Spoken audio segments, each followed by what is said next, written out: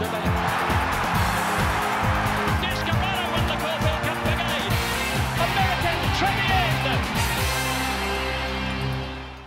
the half-light of Melbourne's dawn, Australia's racing fraternity was out in force at Moonee Valley today, as part of the celebrations for Saturday's $3 million Tats Cox Plate. Hello and welcome to your daily bite of the Victorian Spring Racing Carnival, as the richest weight-for-age race in the Southern Hemisphere took shape with a barrier draw immediately after the breakfast with the best morning gallops. The biggest track work crowd in years was there to see 11 of the 16 runners getting their final feel of the tricky valley layout. The most interest centred on the appearance of the New Zealander Jimmy Shue in the red, who was thrashed in a gallop by one of his main rivals, Rekindled Interest. Rekindled Interest, trained by Jim Conlon, ran home his last 400 metres in 23.86 seconds to confirm his reputation as a track specialist. But for Jimmy Shue's trainer, John Barry, the track defeat counted for naught.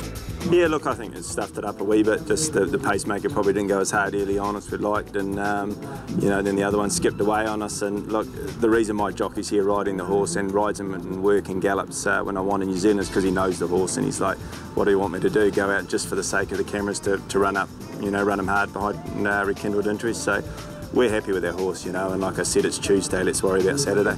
Jimmy Shue, perhaps the highest profile New Zealand visitor in a decade, drew gate 10 in the preferential barrier draw, and Barry was summoning every New Zealand omen he could think of to talk up his chances. I think the stars are aligning, aren't they? Last horse to win from barrier 10 was Bone Crusher. It's the 25th anniversary. The All Blacks are in the World Cup final. I think it's going to be a hell of a weekend in New Zealand. 3-year-old Helmet drew barrier 11, throwing his front-running plans into confusion.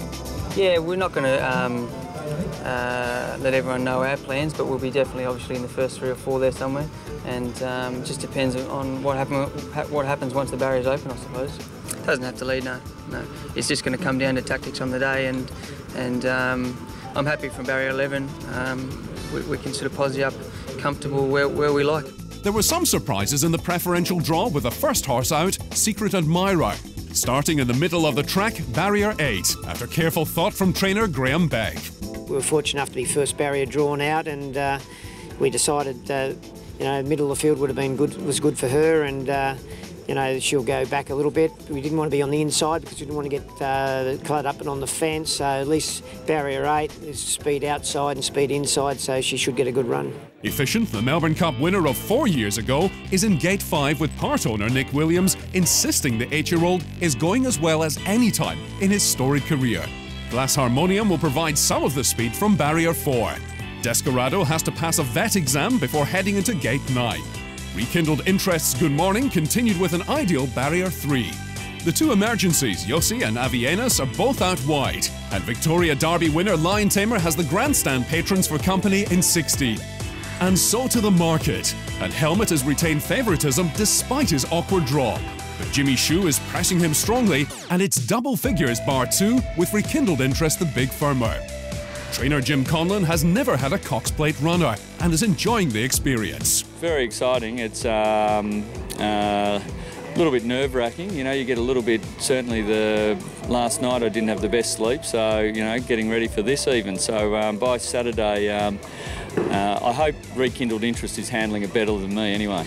Last year, Rekindled Interest won the Moonee Valley Vaz for 3-year-olds on Cox Plate Day. And 2 starts back, he took the Group 2 Fian Stakes before running 5th in the Turnbull Stakes. Gone back through all his work from day 1. I was just looking at it last night leading up to today, and he hasn't had one day where he's had an issue, and every race has been exactly what I've been after in it. So it's been perfect. One of the other key gallops of the morning was Lion Tamer, who worked with fellow New Zealander Wall Street. Jockey Hugh Bowman is prepared to forgive Lion Tamer's shocking run in the Caulfield Stakes last start. I was pleased with him. I thought at the 400 metres that I was going to be sort of breaking his jaw to stay with Wall Street, and then I was surprised Wall Street gave a good kick there, and that sort of got me off the bit momentarily. But at the line I felt he would picked it back up, and I thought both horses worked particularly well. And that's all we've time for on an action-packed day.